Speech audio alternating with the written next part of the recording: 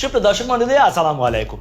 ISKCON মূলত একটি সামাজিক, ধর্মীয় এবং আধ্যাত্মিক সংগঠন যার কাজ হচ্ছে হিন্দু ধর্মের প্রচার এবং প্রসার করা, যার ফুল মিনিং হচ্ছে international society for Krishna consciousness, অর্থাৎ কৃষ্ণর বাণী সারা মানুষের মধ্যে, সারা পৃথিবীতে ছড়িয়ে দেওয়াই হচ্ছে তাদের কাজ। এছাড়াও তারা মন্দির নির্মাণ, ধর্মের প্রসার, বিভিন্ন সামাজিক কর্মকাণ্ড, সাংস্কৃতিক কর্মকাণ্ড, শরীর চর্চা, মানুষকে বিভিন্ন জ্ঞান দেওয়া এবং মানুষের উপকার করাই হচ্ছে কাজ। কথা হচ্ছে, এত যদি ভালো কাজ করে এই ইসকন, তাহলে তাদেরকে নিয়ে এত বিতর্ক কেন? আর ইসকন শুনলেই মানুষ কেন ভয় পায়? বিশেষ করে বর্তমান সময়ে বাংলাদেশ এবং ভারত জুড়ে সবচেয়ে আলোচিত শব্দটির নাম কেন ইসকন? দর্শক মণ্ডলী, এই ইসকন এত ভালো ভালো কার্যক্রমের আড়ালেও তাদের এমন কিছু কার্যক্রম রয়েছে, তাদের মধ্যে এমন কিছু কিছু ব্যাপার রয়েছে যা শুনলে চমকে যাবেন আপনি।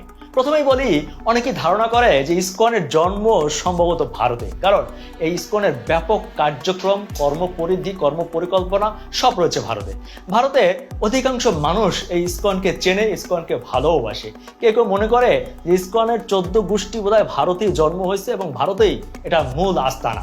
আপনাদেরকে জানিয়ে রাখি, না, ইসকনের জন্ম হয়েছে 1966 সালে আমেরিকার নিউ ইয়র্কে। এই ইসকনের প্রতিষ্ঠাতা হচ্ছে অভয়চরণা রবীন্দ্র ভক্তি বেদান্ত স্বামী প্রভুপাদ, অর্থাৎ তিনি শুরু থেকেই একজন কট্টর হিন্দুত্ববাদী নেতা হিসাবে পরিচিত ছিলেন। আপনাদেরকে আর একটা অবাক করা তথ্য দেই দর্শক, আপনাদেরকে জানিয়ে রাখি, এই যে প্রভুপাদ, তিনি পড়াশোনা করেছেন খ্রিস্টানদের একটি চার্চে এবং চার্চ থেকে তিনি উচ্চতর ডিগ্রি নিয়েছেন। তারপরে তিনি প্রতিষ্ঠাতা করেছেন ইসকন, এবং ইসকন প্রতিষ্ঠা করতে গিয়ে তাকে সম্ভবত কেউ কেউ মনে করছে যে অর্থ সহায়তা দিয়েছিল ইসরায়েল। তাদের সারা পৃথিবীব্যাপী ইসকনের এখনো যে কার্যক্রম পরিচালিত হয় তাতে ইসরায়েলের অর্থ যোগান আছে এবং তাদের মধ্যে যথেষ্ট একটি যোগ সাজ আছে বলে অনেকেই ধারণা করছেন। কেউ কেউ স্পষ্ট বলেছেন মূলত ইহুদিদের টাকায় পরিচালিত হয় এই ইসকন।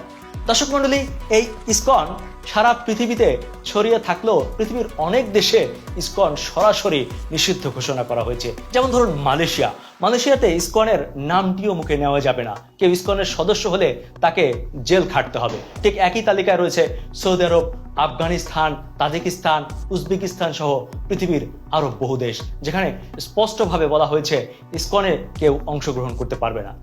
দর্শক মণ্ডলী, বাংলাদেশেও ইসকনের সদস্যরা রয়েছে এবং বাংলাদেশে মোটামুটি ব্যাপকভাবে তাদের কার্যক্রম ছড়িয়ে ছিটিয়ে আছে এবং এই কার্যক্রম শুরু হয় মূলত বেশ কয়েক বছর আগে গত আওয়ামী লীগ সরকারের আমলে, যখন আওয়ামী লীগ সরকার তাদেরকে যথেষ্ট সহযোগিতা করেছে ইসকন বাংলাদেশে গড়ে ওঠার ব্যাপারে। জাতির জনক বঙ্গবন্ধু শেখ মুজিবুর রহমান যেই বাংলাদেশ গড়েছেন, সেই বাংলাদেশের হাল ধরেছেন জননেত্রী মাননীয় শেখ হাসিনা। ইসকন যে আন্দোলন করছে বাংলাদেশ সরকারের বিরুদ্ধে নয়, ইসকন যে আন্দোলন করছে শেখ হাসিনার সরকারকে শক্তিশালী করার জন্য। দর্শক মণ্ডলী, বাংলাদেশে ইসকনের কার্যক্রম পরিচালনা থাকলেও এই ইসকনের বিভিন্ন সদস্যের বিরুদ্ধে রয়েছে গুরুতর অভিযোগ। যৌন নিপীড়ন, অন্যের জমি দখল, মানুষকে বিভ্রান্ত করা এবং অপরাজনীতির সাথে সম্পৃক্ত হওয়ার ব্যাপারে তাদের বিরুদ্ধে গুরুতর অভিযোগ এবং তথ্য প্রমাণ পাওয়া গেছে। ইসকন একটি হিন্দুদের সংগঠন হলেও বাংলাদেশের অধিকাংশ হিন্দু এবং আদি যারা সনাতন ধর্মের, তারা অনেকেই ইসকনকে পছন্দ করেন না। তাদের কার্যক্রমের সাথে তারা কখনোই নিজেদেরকে সম্পৃক্ত করেন না। কেউ কেউ স্পষ্টই বলছে যে ইসকনের কার্যক্রম অনেক হিন্দু মানুষদের কার্যক্রমের সাথে মোটেই যায় না।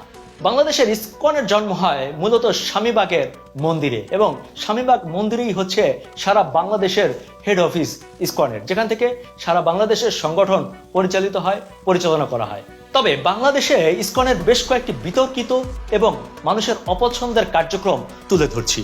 ঠাকুরগাঁও সদর উপজেলায় আউলিয়াপুর ইউনিয়নের শ্রী শ্রী রসিক রায় জিউ মন্দিরের জমি দখলের চেষ্টা করে ইসকন। সনাতনী হিন্দুরা এতে বাধা দিলে এক পর্যায়ে সংঘর্ষ বাধে। এই সময় ইসকন ভক্তদের হামলায় ফুলবাবু নামে একজন সনাতন ধর্ম অনুসারী নিহত হন। 2014 সালে স্বামীবাগে তারাবির নামাজে বাধা দেয় ইসকন। সে সময় হিন্দু মুসলিম সংঘর্ষে বেশ কয়েকজন আহত হয়। পুরো দেশে হিন্দু মুসলিম সাম্প্রদায়িক সম্প্রীতি নষ্ট হয়। ইনকিলাব ইনকিলাব 23শে মার্চ 2021। ইসকনের বিরুদ্ধে স্ট্যাটাস দেয় 2016 সালে খুন হন সিলেটের এক মসজিদের ইমাম। 2016 সালে সিলেটে ইসকন মন্দির থেকে পার্শ্ববর্তী মসজিদের মুসল্লিদের উপর গুলি বর্ষণের ভিডিও ছড়িয়ে পড়ে।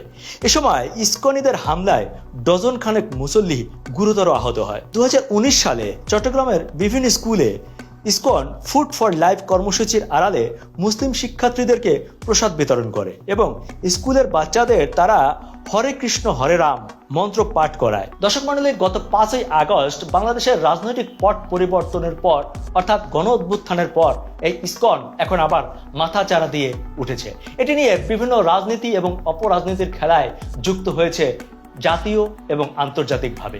ইসকন নেতারা বর্তমানে বাংলাদেশে মুসলিম এবং হিন্দুদের মধ্যে যে একটা গুরুত্বপূর্ণ সম্পর্ক রয়েছে, একটি নিবিড় সম্পর্ক রয়েছে, সেটি নষ্টের চেষ্টায় যথেষ্ট ভূমিকা রাখছে এবং ইন্টারন্যাশনালিও বিভিন্নভাবে বাংলাদেশকে হেয় প্রতিপন্ন করার চেষ্টা করছে। দেশের শান্তি শৃঙ্খলা রক্ষা করার দায়িত্ব আপনার, আমার, আমাদের সকলের।